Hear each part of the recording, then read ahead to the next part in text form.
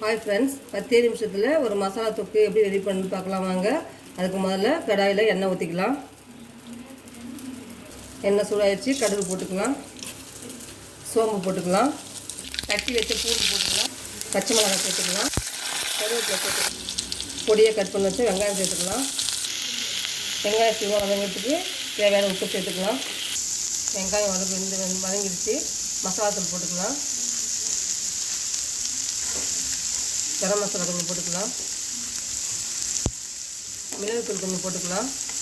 நம்ம போட்ட மசாலா எல்லாம் நல்லா வதங்கிடுச்சு. இப்போ இதில் தக்காளி, பூண்டு, சோம்பு எல்லாத்தையும் போட்டு அரைச்சி வச்சுருக்கேன். இந்த விழுது நம்ம சேர்த்துக்கலாம்.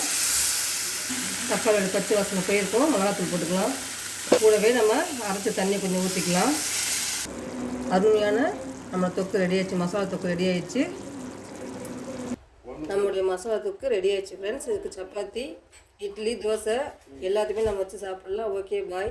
சாப்பிட்டு எனக்கு சொல்லுங்கள்.